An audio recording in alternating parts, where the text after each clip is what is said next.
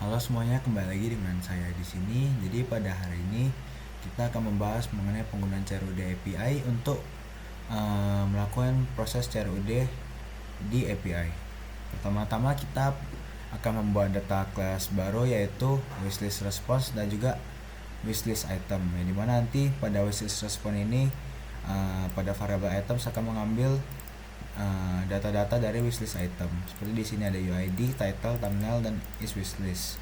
Yang dimana untuk UID-nya ini akan secara otomatis didapatkan dari CRUD API-nya. Kemudian di sini ada data class wishlist post request, yang dimana sama dengan sebelumnya, tetapi di sini tidak ada UID karena pada wishlist post request ini untuk mengirimkan data ke CRUD API kita, sehingga yang dimana UID yang dibuat yang digenerate secara otomatis di CRUD API tidak perlu kita masukkan. Kemudian seperti biasa kita akan membuat API service-nya, yang dimana kita akan menggunakan get, post, dan juga delete, yang dimana delete-nya akan sesuai dengan UID. Kemudian kita akan masuk ke retrofit instance-nya. Di sini sama seperti yang sebelumnya, kita akan menambahkan base URL dari CRUD API-nya, yang dimana untuk URL-nya kita menggunakan crud.api.co.uk/api/v1. Kemudian nantinya ini akan tersambung ke wish API service, yang dimana akan menyimpan pada wishlist. Kemudian di sini kita akan membuat klien baru untuk CRUD API dan juga function untuk menjalankan API service-nya. Setelah itu kita akan ke wishlist books repository, yang dimana di sini untuk pemasangan tokennya saya importkan ke bagian repository, berbeda dengan sebelumnya. Yang dimana seperti biasanya kita akan membuat function-function di sini, yang dimana terdapat get wishlist, create wishlist, dan juga delete wishlist. Token ini akan digunakan untuk autenticator ketika kita ingin mengaksesnya. Seperti yang dapat kita lihat di sini, kita akan menggunakan token yang dimana nanti mengambil dari repository yang kita gunakan. Setelah itu kita akan lanjut ke bagian wishlist view modelnya terlebih dahulu. Di sini kita sudah membuat mutable live datanya untuk masing-masing fungsi, yang dimana yang paling pertama saya gunakan untuk get, yang kedua untuk create, dan juga yang ketiga ini untuk delete. Oke, seperti biasa kita akan membuat function get wishlist, yang dimana kurang lebih sama dengan proses sebelumnya, yang dimana kita kali ini menggunakan network utils untuk mengecek kondisi. Kemudian kita akan mengambil respon dari repository yang sudah kita buat, yaitu wishlist books repo. Setelah itu seperti biasa ini akan ada fungsi try catch untuk menangani error, yang dimana misal error nanti kita akan menampilkan errornya. Setelah itu sama juga dengan create wishlist dan juga delete wishlist, yang dimana kita menggunakan try catch juga untuk menangkap errornya jika terjadi error, sehingga tidak aplikasi yang kita buat tuh tidak akan force close. Oke, kemudian kita akan lanjut ke wish view model factory. Di sini sama seperti books view model, kita hanya mengganti pemanggilan dari view modelnya saja.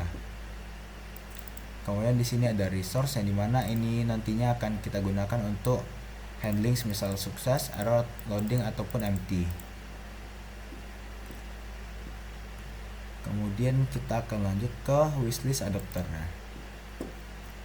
Di sini sama seperti yang kita buat pada books adapter, kita akan membuat onCreate view holder, onBind view holder, dan juga get item count serta update books, yang dimana onBind view holder ini untuk menyambungkan ke layout dari layout recycle view kita, yang dimana ini proses ini dilakukan per item. Jadi misal kita memiliki 2 data, maka proses ini akan terjadi pada masing-masing data, yang dimana semisal kita dapat meload URL yang kita gunakan, nanti maka akan muncul gambar.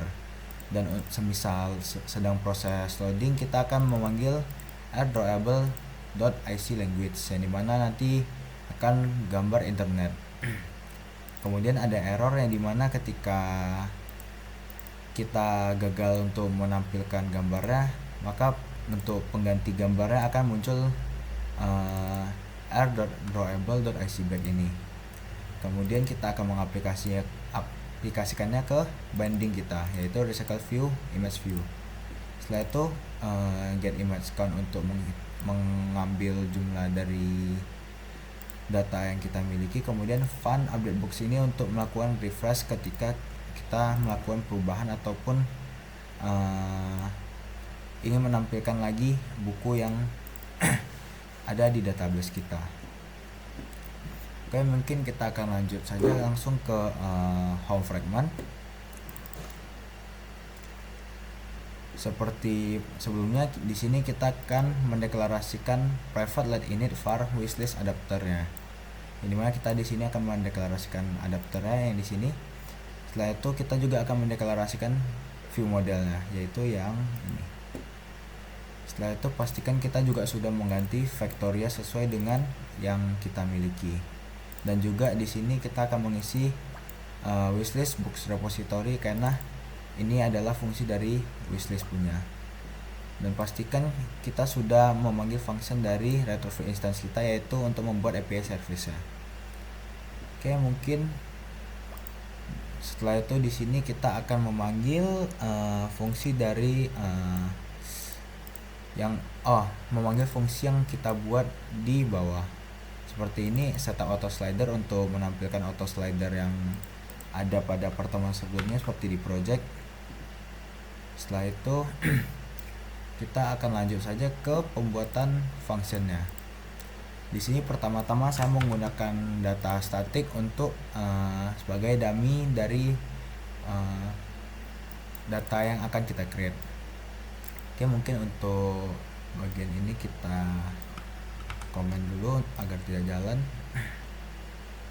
Setelah itu kita akan komen ini. Pertama-tama sebelum itu kita harus membuka CRUD API terlebih dahulu.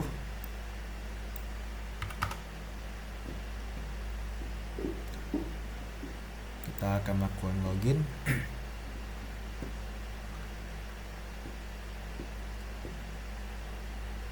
Di sini karena sebelumnya saya sudah pernah menjalankan aplikasi, ya terdapat data dummy yang sebelumnya saya inputkan seperti ini.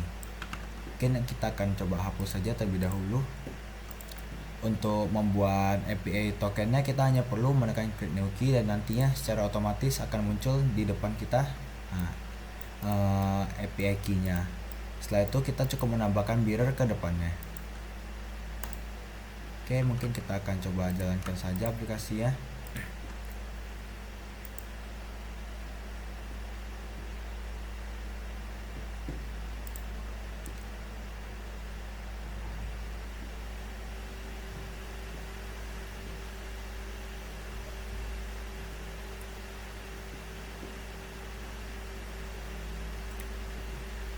Oke, di sini terdapat recycle view dari data dari Google API yang sebelumnya kita buat.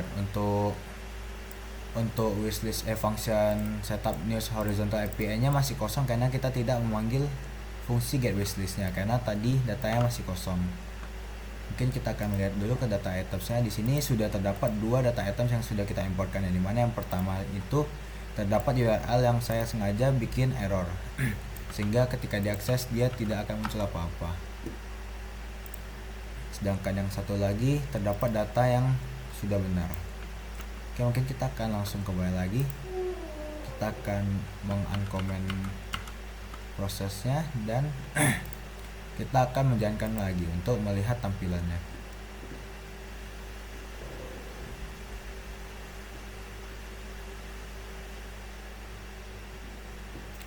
Oke, dapat kita lihat tadi sebelumnya ketika proses loading kita akan mengeload datanya, maka muncul logo internet, yaitu menandakan sedang loading sebagai placeholder.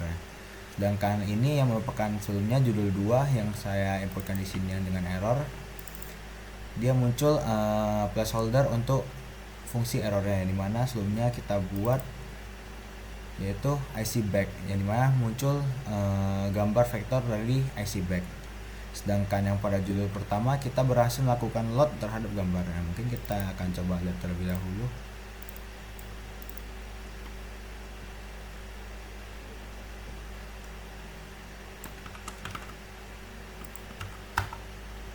Ini adalah gambar ketika kita berhasil melakukan load dari Unsplash-nya.